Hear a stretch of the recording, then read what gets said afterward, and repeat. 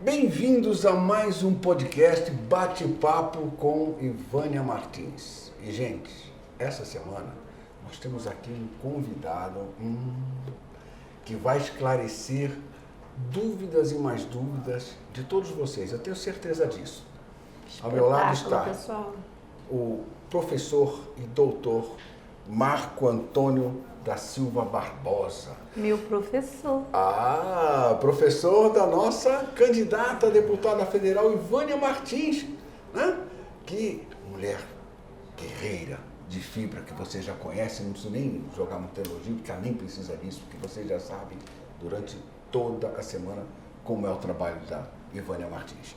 E aqui o que eu quero dizer, que o nosso convidado, o professor Marcos, ele é bacharel em psicologia, formado pela Faculdade São Judas Tadeu, em São Paulo. Muita gente conhece. E ele também tem pós em psicanálise no núcleo de estudos da mente, que, aliás, é o homem que ele sabe fazer aquela orientação que muitos se perguntam: por que eu sou assim? Por que eu me comporto dessa maneira? Que é muito importante. Exatamente. Precisamos de pessoas assim hoje. Exatamente. E, além disso, ele fez cursos no Instituto de Psiquiatria do Hospital das Clínicas em São Paulo, e ele também trabalha, aliás, ele trabalha há 25 anos nesse segmento da área de psiquiatria e com pacientes de alta e média complexidade. Por isso eu disse no início do programa que muitos poderão tirar as suas dúvidas. Aliás, ele é um funcionário público de carreira, tá? Ele trabalhou durante 12 anos no Hospital Psiquiátrico, lá o Felipe Pinel, em São Paulo também, e lá em Pirituba, em São Paulo. Alô, Pirituba, o pessoal que sempre nos prestigia também. E o Pirituba. O pessoal prestigia muito o nosso programa, o nosso podcast, e ele é concursado, atuante no CAPS. E o que vem a ser o CAPS? É um Centro de Atenção Psicossocial. Ele já vai explicar o que vem a ser psicossocial. E afora tudo isso, não sei como ele tem tempo, mas tem e atua muito bem. Ele é o cara que explica tudo. Gente. Ele é proprietário também da Escola de Formação em Psicanálise Clínica. E o nome dessa escola chama-se Terapeutizando Vidas.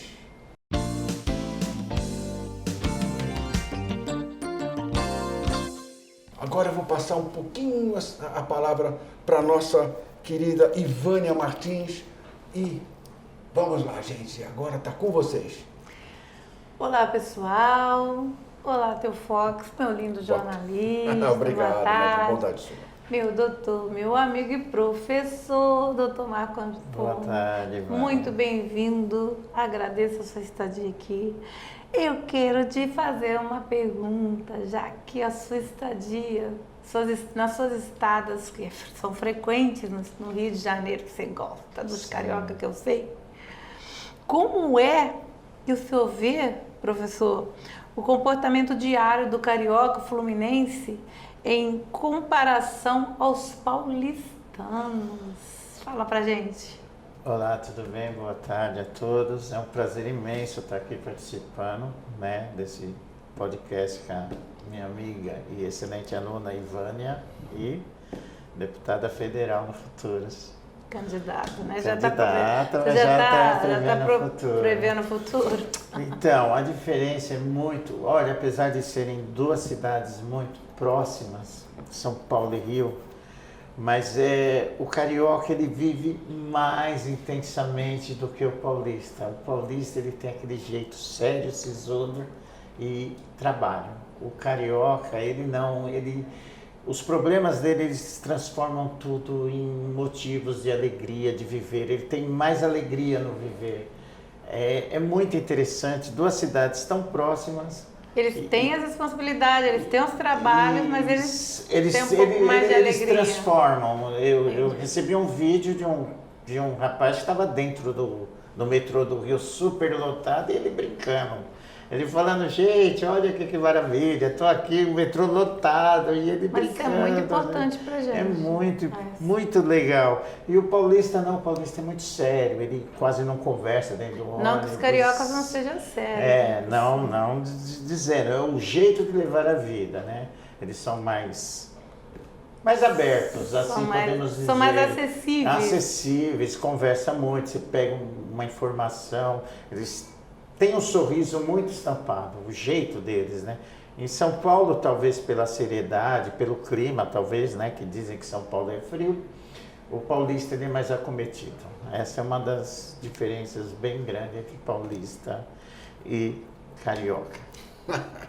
Bom, uma pergunta, volto para São Paulo agora, que eu gostaríamos de saber, aliás, que estudar em São Paulo, em especial no Instituto de Psiquiatria, no HC, foi uma verdadeira escola, claro, mas o senhor sente que isso o capacitou ainda mais para enfrentar qualquer tipo de comportamento, seja ele assim de baixas ou altas complexidades? Como é que o senhor sente isso?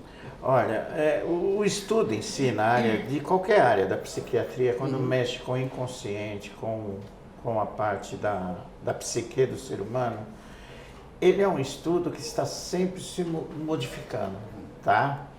E o que nos leva sempre a aprender mais é o atendimento, o trabalho e lidando com o paciente. Não adianta, você pode ter um manual escrito de como se faz, mas a mente do ser humano é única e o que vai te dar bagagem para atender pacientes é a convivência e o atendimento sempre. Não adianta, você tem as teorias, Freud já dizia isso, você tem teoria, mas a prática que vai lhe dar a vivência, é a prática, porque não adianta, o ser humano é um ser único, cada um tem uma forma de pensar. Sim. Por mais que nós estamos inseridos numa sociedade, vivemos o que essa sociedade nos manda, mas cada um tem um modo seu e único de enxergar a vida. Visões diferentes, né? Não adianta, cada um tem o que para você é uma bola, para o outro é um quadrado, e a gente vê isso no dia a dia. A gente pode observar que tem pessoas que acreditam que a Terra é plana hoje, tem essa discussão dos terraplanistas. Platão, isso, entendeu? Então não adianta, o ser humano ele é assim. Professor, o que é diferente de tratamento entre pacientes de alta e média complexidade e baixa complexidade em termos de psicanálise, professor? Então, o que você me fala disso? Alta e média complexidade são aqueles pacientes que têm patologias, né? Então, a gente pode dizer o que é um paciente de alta complexidade: esquizofrenia, bipolar. É alta complexidade. É alta complexidade, entendeu? São pacientes que já está diagnosticado por um médico psiquiatra com uma patologia. Baixa complexidade são aqueles traumas normais que a gente vê no nosso dia a dia. A pessoa tem depressão, uma depressão baixa, não maior. A pessoa tem ansiedade, a pessoa é estressada. Então, a baixa complexidade é aquele problema que a pessoa consegue viver, mas está atrapalhando um pouco seus relacionamentos, tá? Então é aquele filho que é um pouquinho revoltado em casa, que bate a porta, que discute com a mãe, que briga com o pai, mas isso não acarreta um problema grande, né? Então isso nós denominamos como baixa complexidade, né? Que é estresse, ansiedade, depressão. Essa questão aí da alta complexidade, baixa complexidade, você tocou num assunto muito importante que às vezes são comportamentos com os pais em casa. Isso. Os pais, a maioria das vezes, eles podem, isso não está na pauta, mas eu quis perguntar. Não, sem problema. Os pais, na maioria das vezes, eles podem estar tentando fazer algo lá mesmo na educação para mudar isso? Hoje em dia, o que acontece? Isso é fato. Todo pai e toda mãe que não sofre de uma doença patológica, ou seja, não seja doente, dá o melhor que tem para os filhos. Entendi. E você é mãe, pai aqui, nós todos, nós vamos dar o nosso melhor para os nossos filhos. E o nosso melhor nunca é o suficiente para ele.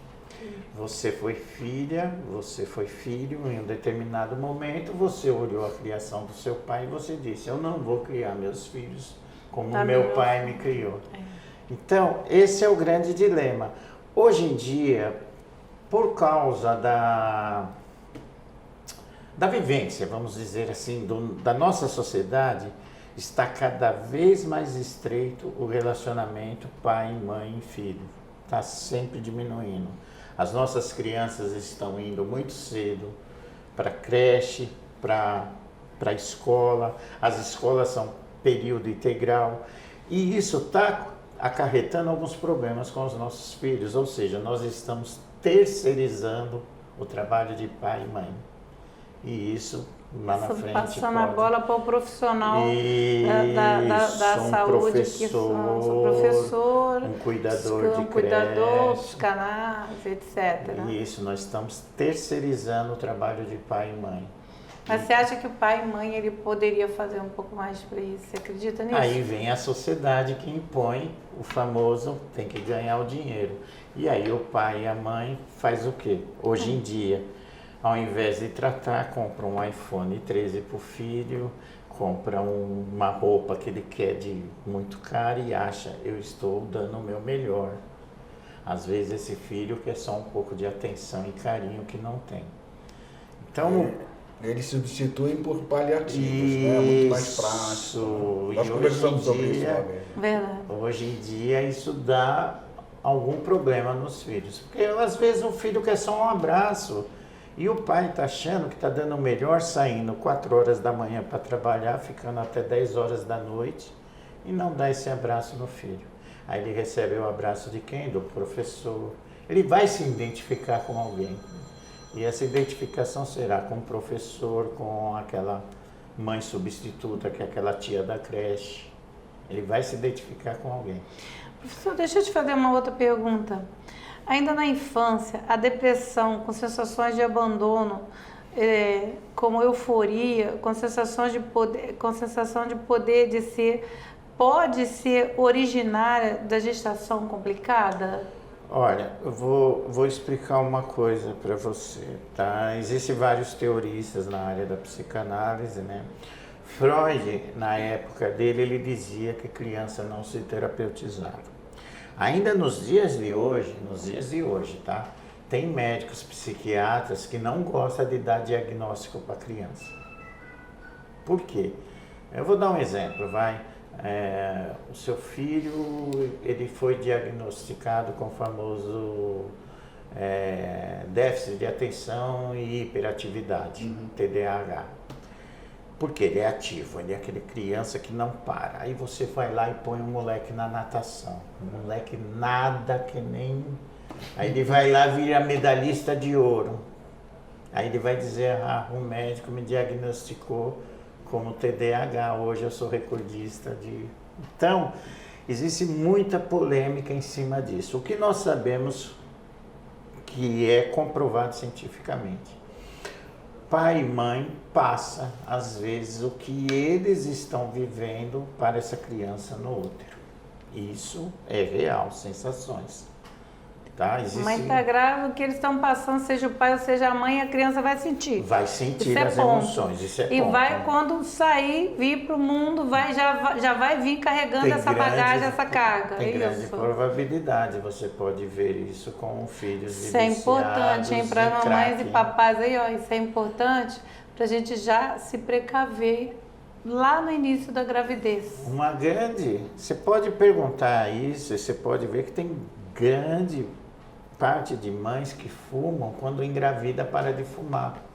E ela, às vezes, ela é viciada no cigarro, mas ela para durante a gestação. Isso acontece com o cigarro, né? É um exemplo. Professor, eu vou te fazer outra pergunta. Como mãe de autista, eu tenho uma delicinha lá em casa, muito lindo, né? Meu príncipe encantado, mas é autista. E eu vou te fazer uma pergunta.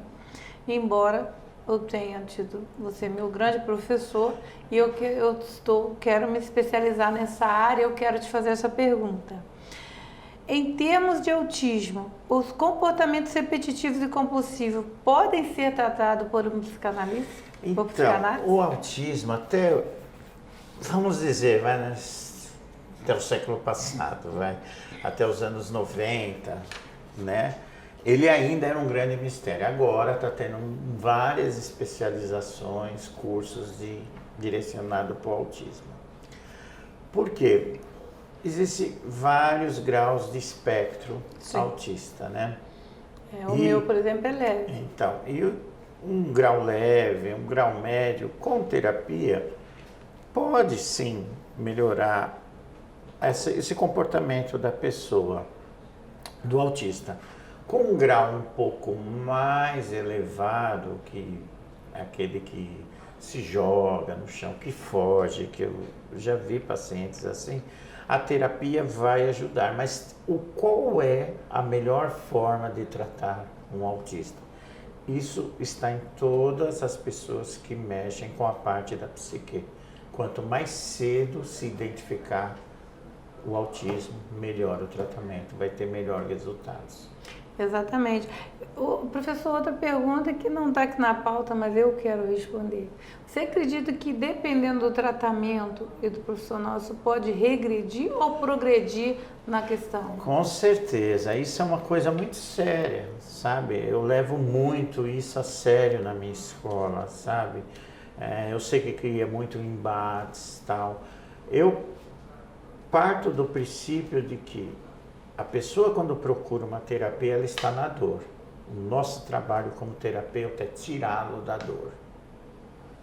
Indiferente disso. Você me ensinou muito bem. Entendeu? Então, tirá-lo da dor. E isso faz parte do nosso trabalho, né? Então, indiferente do problema que ele tem. Por isso que a psicanálise é a cura por amor. A gente empresta o nosso ego para aquela pessoa que está em sofrimento para sair da dor. Perfeito, professor. É com você, Theofox. Bom, agora, voltando a falar sobre psicanálise com o nosso doutor e professor Marco Antônio Barbosa. Meu professor. Ah, sim, o professor, sim, é verdade, reiterando que também a nossa querida Vânia Martins é psicanalista, formada, hein? Aqui, ó, professor. Excelente. E professor, uma pergunta, a pergunta que não quer calar. Sim. Na infância, o toque, o transtorno, apesar de se concentrar assim, em temas como medo de germes, a necessidade de organizar os objetos de uma maneira assim, específica, né? Ordenada, ele pode ser confundido com um autismo em uma criança, porque eu digo até por experiência própria, eu fui assim.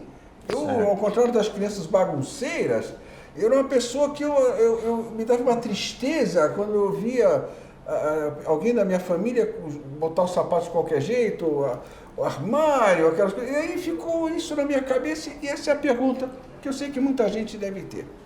Bom, vamos lá. Por favor.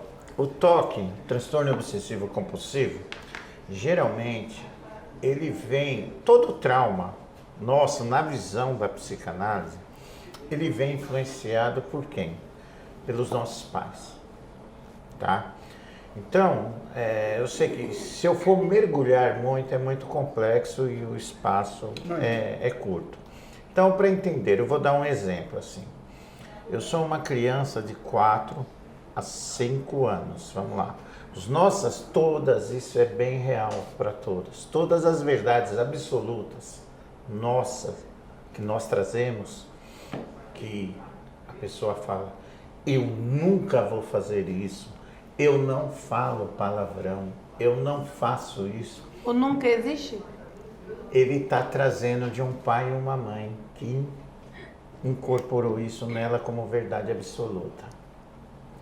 Então aquilo não é dele. Foi um pai e uma mãe que falou, você nunca vai usar roupa curta, isso é feio, isso não é legal. Aí ele introjeta e traz para ele como adulto, como sendo dele. E assim também no toque. Pai e a mãe falam, filhinho, isso tem que ser tudo arrumadinho, você é desleixado. Mas não fala dessa forma, às vezes fala de uma forma abrupta. Isso a criança interioriza e aquilo vira para ela uma verdade absoluta. Então, quando ela chega adulta, ela começa a copiar aqueles padrões, dizendo, isso é certo e aquilo é errado. Tem pessoas até que incorporam algumas coisas de signo. Falam, eu sou virginiano, gosto das coisas tudo certas. Não é.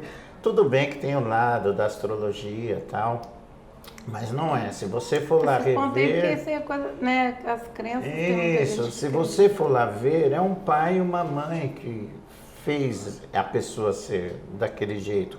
E ela não lembra, entendeu? É assim que cria sete salmos. O toque tem muito a ver isso. Ela foi comer algo com a mão suja.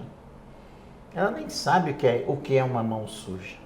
Uma criança de 3, 4 anos não sabe. Ela apenas pegou aquilo e foi e colocou na boca.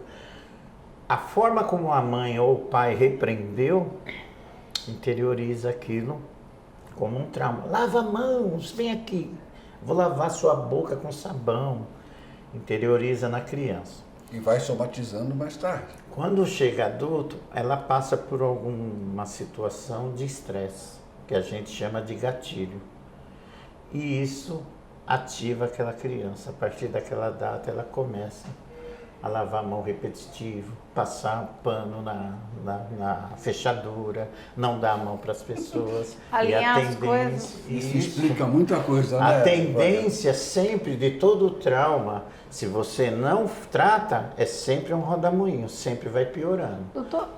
Doutor, a mania e o toque, eles podem ser chamados por uma só coisa ou tem diferença entre a mania e o toque? Mania, geralmente eles utilizam esse termo técnico do médico, né?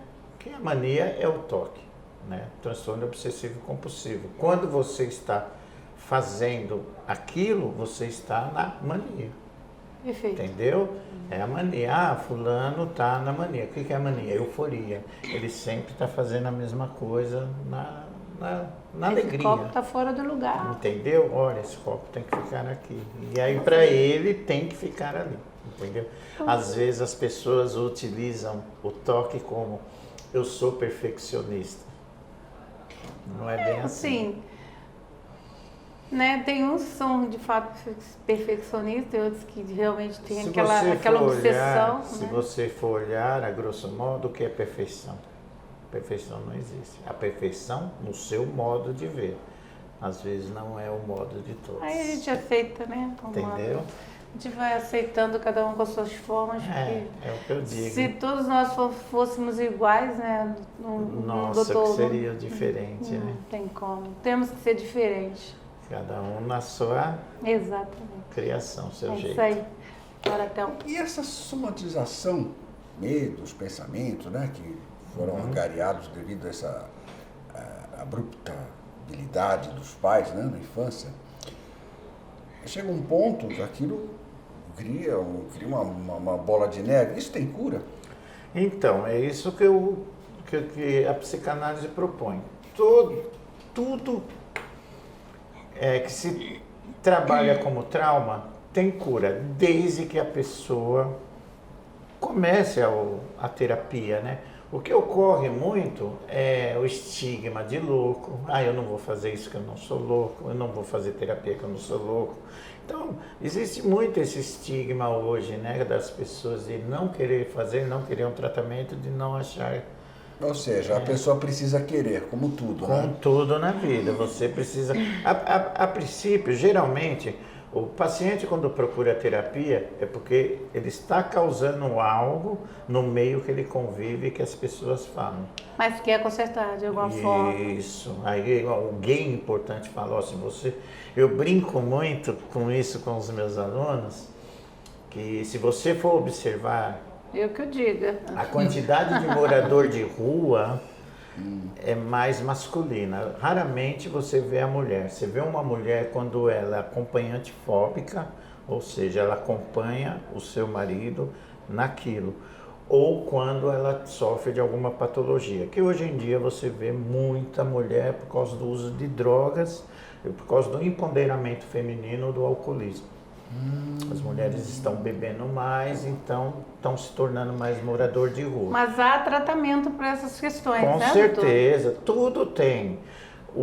Por que que a maioria, até uns 10, 20 anos atrás, eram do sexo masculino? Porque o homem tem certa restrição para fazer terapia.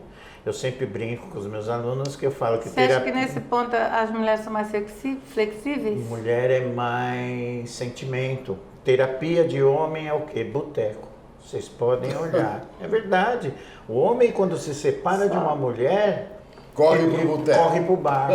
E a mulher, Corre quando pro se bar. separa, faz o quê, doutor? É a Ela pergunta vai que eu ia fazer. trabalhar, ela vai cuidar das crianças, ela vai Eu me levantar. separei, assim, na verdade eu trabalho 3 vezes mais hoje Então, quando eu era casada. por causa mas das crianças, ela eu tô tem mais gostando de sentimento. trabalhar mais, assim. A mulher dedica mais aos filhos, ela é bem sentimento. O homem não, o homem vai e geralmente ocorre isso. Ó, se você não parar de beber, eu vou largar você. Se você não parar de beber, eu vou largar você. Ele continua com a bebida e você vai ver. Mas você acha que deles há um tem outro história. caminho também para que o casal, para que eles consigam, já que a gente está falando nesse assunto, existe um outro caminho para que esses casais possam ter uma outra forma de conversa para permanecer e não ter Com certeza. não chegar à separação, às vias de fato que são agressão, até o feminicídio, etc. Com certeza. Existe tudo um modo de se observar. O diálogo é tudo no relacionamento. Perfeito. O Não companheirismo, a adianta. parceria, né? Isso, não existe casamento perfeito. O que existe é tolerância. Entre um relacionamento... Fez uma escolha, vamos homem, ficar, né? Homem e mulher, ele tem... É o que eu sempre falo, casamento é equilíbrio das neuroses. Defeitos e qualidades. Enquanto as qualidades, para mim, são maiores que os defeitos, eu vou viver bem. Enquanto minhas qualidades para minha companheira são maiores que os meus defeitos, ela vai me aceitar. Quando os defeitos passam mais que as qualidades, é onde começa a ter os atritos. Só que, detalhe, os defeitos sempre estiveram ali. As pessoas Quem aceita que não quis mais observar. esses supostos defeitos? Quem é mais flexível nessa questão? O homem ou a mulher, doutor, na sua visão? Não existe isso, Boa são pergunta. os dois, não existe isso. São os dois, porque o que faz a gente viver sobre qualidades e defeitos? Vem da nossa base, a nossa base é a qual? Papai e mamãe, familiar, Tá bom. entendeu? Entendi. Se eu venho de uma família bem estável, que meu pai foi muito tolerante com a minha mãe, é óbvio que eu vou ser muito tolerante com a minha esposa. Agora, se eu venho de um lar que meu pai era agressivo, ignorante, a tendência é eu ser ignorante. Se você vem de um e lar que agressivo. você não teve um lar certo, que um dia estava criado para um local, outro dia no outro dia no outro, você ficou ali igual um mico, né, pulando de galho em galho, que você não teve ali um direcionamento certo. E nesse caso, doutor? Você identificou Eu vou alguém. explorar aqui você, Não, porque eu você... preciso explorar. Não existe isso, a gente sempre fala o grande outro. Em algum momento, é o complexo de Édipo, tá? Vamos falar sobre ele para entender. O filho homem, mais velho, ele vai se identificar com o pai e vai amar a mãe. Quando entra a castração, ou seja, o incesto, que ele não pode ter a mãe como mulher, ele vai identificar uma mulher com as características da mãe, se essa mãe foi suficientemente boa para casar. A filha mulher se identifica com a mãe e ama o pai. Tá, mas a minha pergunta foi no quesito de quando essa pessoa, ela não tem ali nem a questão do pai, nem a questão da mãe. Ela não Então, tem, ela não teve. ela não tem um caminho certo para ela seguir. Isso, ela não teve pai e mãe. É isso que você está Ela querendo tá dizer. querendo, ou foi criada com a avó, com o tio, ou assim sucessivamente, ou Ela na rua, vai- ou no orfanato, que isso existe, a gente não Então, pode fugir disso, é fato, É né? isso que eu estou querendo dizer. Ela vai identificar uma pessoa no qual ela vai eleger o herói dela, que seria o pai ou a mãe. ela vai falar, essa tia, eu quero ser igual a ela. Entendi, perfeito. Esse tio, ai, a tia namora aquele tio. Eu acho que eu quero Ótimo. Entendeu? Então, todos nós, não adianta, temos base. Vamos achar uma base, vamos Com identificar certeza. alguém. E isso até para sua profissão. Em um dado momento, você vai olhar e vai falar, poxa, eu vi um fotógrafo, eu quero ser fotógrafo. E você vai ser fotógrafo. Quantos pacientes eu peguei que tinham vidas estáveis, estabilizado, que nem um amigo meu advogado, o cara tinha era um paciente meu, ele tinha um consultório não, um escritório de direito na Paulista, família tradicional, e ele vivia em busca da felicidade, dizendo que não estava feliz. Não estou feliz. E ele tinha uma carteira muito grande. Talvez estava feliz e nem sabe, né? Tanta gente aí querendo ser feliz de verdade. Um dia eu perguntei para ele, o que você gosta de fazer? Ele falou, eu amo cozinhar. Eu falei, por que você não cozinha? Vai ser maître. Hoje ele tem um restaurante e está super feliz com a vida dele. Isso aí você me deu em aula. Tô lembrada que você me deu em aula isso aí. Isso, entendeu? Ele tinha uma boa profissão, tinha uma boa remuneração, mas ele não era feliz com o que ele fazia. Você me deu esse exemplo em aula, tô lembrando. Chefe. Hoje ele tem um restaurante, não muito grande, e está super feliz. Esposa, filhos, está tendo a vida plena, está legal. E ele fala para mim, foi a melhor coisa que eu fiz na minha vida ter abandonado o direito. Por quê? Ele estava sendo advogado por causa da tradição familiar. Pai, mãe, avô. E uma coisa que eu venho lendo muito sobre isso também, e que a tristeza, frustração por algo que não fez, até principalmente na profissão, né, profissionalmente falando, pode desencadear doenças patológicas, como câncer, por exemplo, que é o motivo maior de muita coisa. Não, o cara era bacana, só que ele tinha uma tristeza, né? Eu não vou recordar. Procede isso? Dele. Procede, eu não vou. Eu, na minha concepção, 80%, na minha concepção, como psicanalista, 80% das doenças são psicossomáticas. Eu conheci eu não vou lembrar o nome dele porque foi nesses congressos que tem por internet, e eu conheci um que ele trabalha para o governador de Minas. E ele estava fazendo a tese dele de doutorado de 100% como psicossomática. O que é psicossomática? É algo que eu não resolvo e eu tenho essa questão interna e isso se transforma em doença. E isso aparece muito, mas muito em consultório. Também tive aula sobre isso aí. Muito. Que maravilha. Bom, agora para encerrar, só uma perguntinha. Tudo isso pode ser tratado e resolvido através da psicanálise ou precisaria recorrer à psiquiatria através de medicamentos? Então, chegamos ao ponto. O psiquiatra é muito importante, porque tem certos casos, principalmente no surto ou nas crises agudas, tem que entrar com medicação. A medicação é para estabilizar. E quem pode receitar? Só o psiquiatra, o médico. Ele vai receitar o remédio. Alguns casos, como a patologia, esquizofrenia, bipolar, borderline e outras, você vai ter que tomar remédio para o resto da vida. Algumas não. Então, como um diabetes, essas coisas. Isso. Outras não. Outras você vai sair da crise e você vai entrar na terapia. Entrando na terapia, você vai entender por que você está sofrendo. Por quê? O que acontece, principalmente aqui no Brasil, as pessoas procuram pílula da felicidade. Não existe pílula da felicidade. Se existe alguém atrás. Entendeu? E aí você vê esses Rivotril, Clonazepam, você vê essas pessoas viciadas. Isso é pílula da felicidade? Para dormir, eles acham que felicidade é dormir. E as pessoas vivem dependente desses certos remédios. E eu vou ser honesto, eu trabalho há muito tempo com psiquiatria, já tenho um grande conhecimento. E Rivotril, Clonazepam, esses remédios às vezes são pior que crack, quando você fica dependente. Nossa. Você fica literalmente dependente, né? E para cria uma sair é bem dependência complicado, né? De fato. É muito difícil. E é uma pergunta que eu gostaria de fazer para a nossa candidata Ivânia Martins, que pensa sobre isso, sobre pessoas que às vezes lida com isso, né? Assim, tomam esse remédio e depois, não, eu paro quando eu posso. Você já viu o caso assim?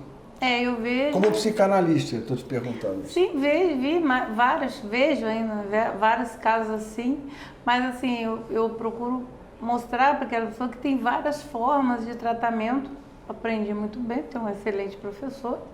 Nós temos várias formas de tratamento para não ter que chegar a esse nível. Se chegou a esse nível, para sair dele, eu entendo que também nós temos sim muitas formas de tratamento. Nós precisamos buscar, porque se você não busca, você se mata. Porque o psiquiatra precisa fazer a parte dele.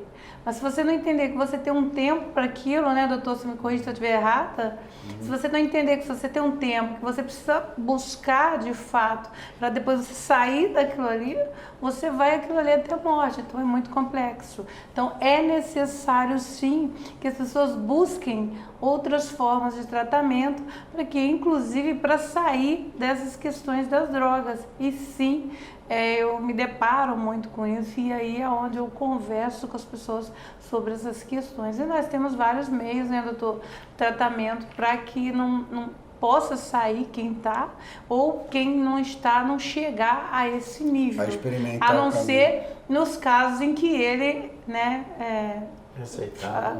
Falou aí, que ela receitar, e mesmo assim o psiquiatra ele tem um tempo, ele tem um tempo para poder receitar esse tratamento. Okay, seria um tempo de resposta do medicamento? Exatamente, sim, todo tem exatamente.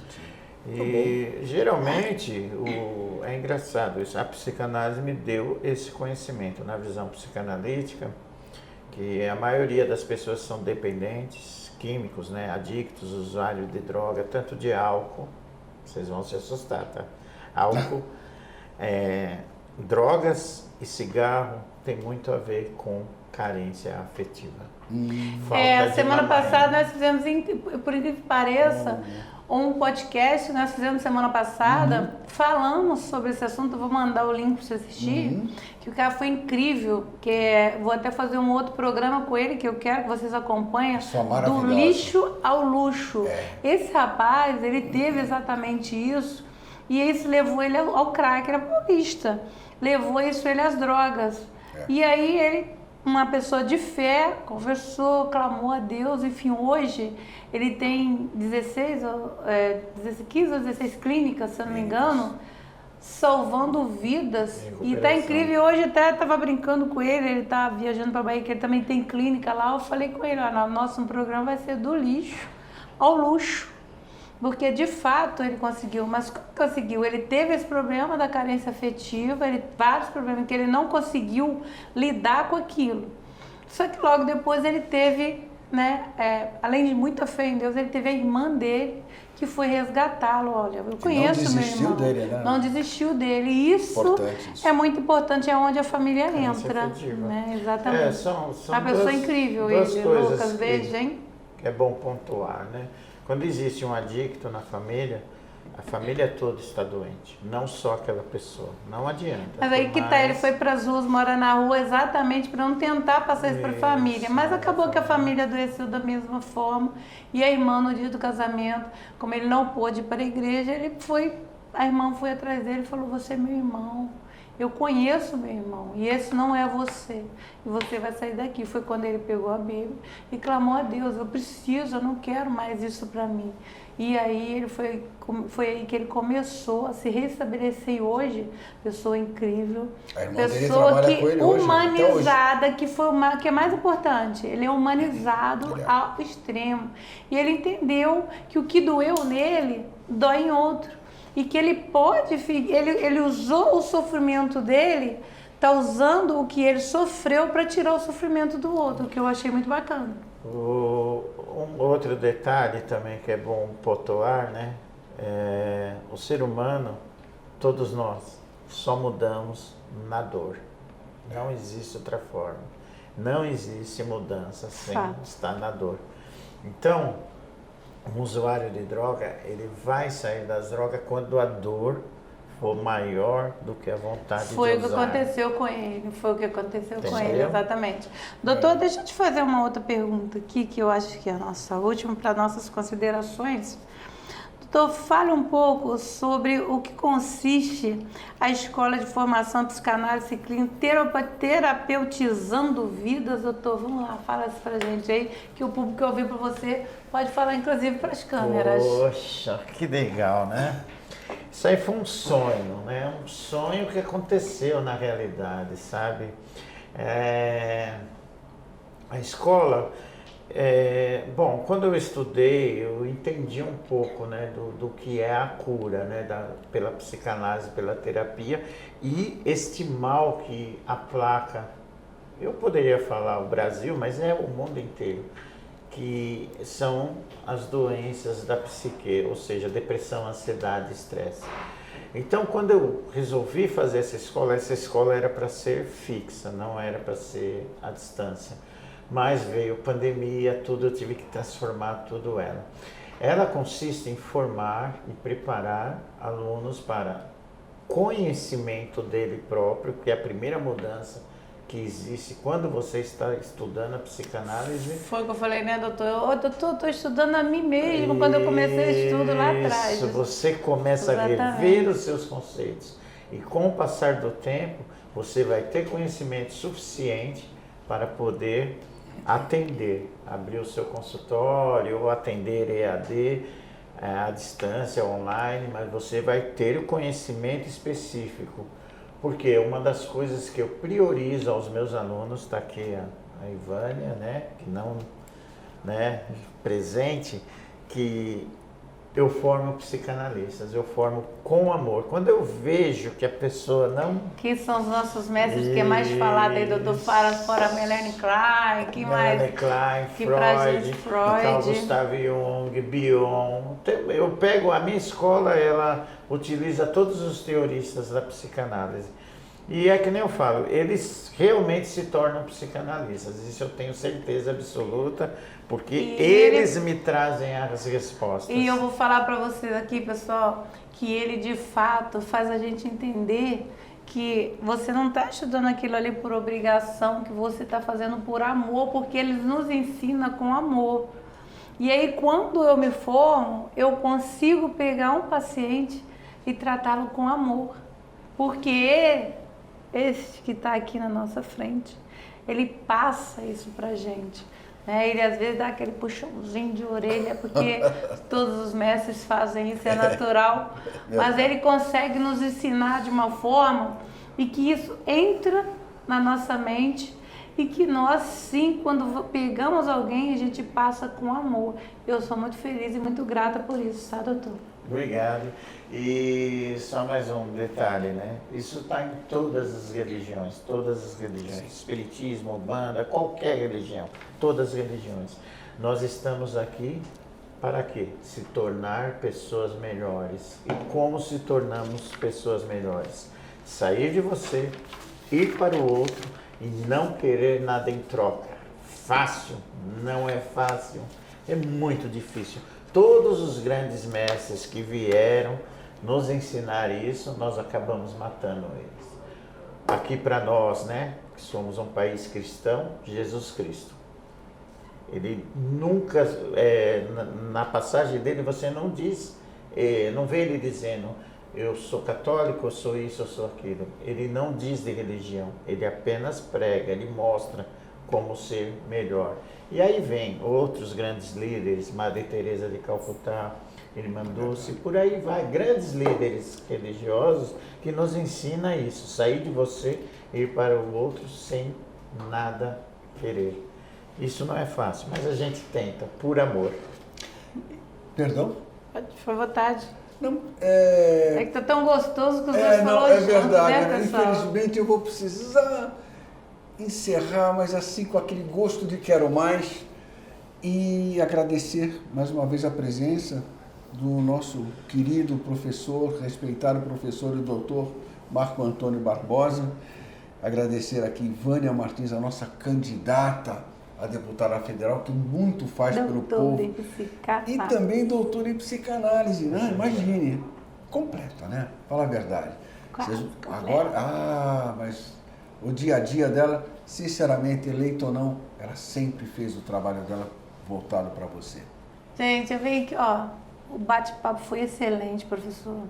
Eu só tenho gratidão ao Theo, como uma pessoa excelente que vem me acompanhando no meu dia a dia. Prazer, com amor. Que para mim está com uma honra muito grande, mas uma gratidão muito grande a você, que foi meu grande professor, que graças a você hoje eu posso ser doutora em psicanálise.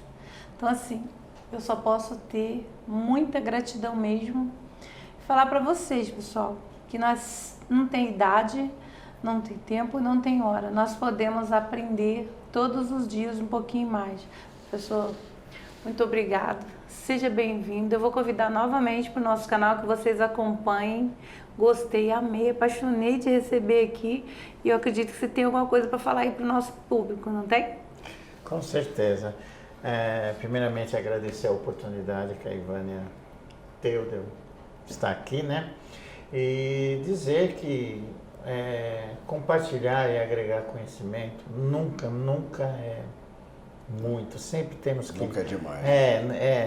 Nós sempre temos que estar aberto para novos conhecimentos, né? E a escola está aí, para quem quiser conhecer, vai estar o nome dela aí, tá? E agradecer aqui minha grande amiga e candidata a deputada federal, Ivânia. Aluna, né, gente? Quem é aluna nunca deixa de ser. Vou ter o prazer de vê-la lá em Brasília, assim. Amém. Se Deus quiser. Amém. Professor, muito obrigada. Por falar em agradecimento, deixa eu só fazer um agradecimento especial e também deixar para vocês como conhecer um pouco mais do trabalho dessa grande pessoa que foi o nosso convidado no programa anterior. Lucas Rezende. Lucas Rezende, maravilhoso. Ele tem Salvando Vidas, são várias clínicas pelo Brasil todo. Está aqui, ó. Procure saber um pouco mais do trabalho dele. Você, precisando ou não, é sempre bom. Foi uma conversa fantástica. Exatamente. Pode ser que a gente venha conhecer pessoas que estejam precisando e esse é o caminho. E eu, mais uma vez, agradeço a ambos. Mais uma vez, professor, muito obrigado pela sua gentileza, sua participação. E se quiserem saber mais sobre ambos, siga nas redes sociais que está aqui embaixo. Um beijo para cada um de vocês e até o próximo podcast, Batendo um Papo com Ivânia Martins. Um beijo de luxo. Vem com a gente, vem para o nosso canal, hein, pessoal? Vambora!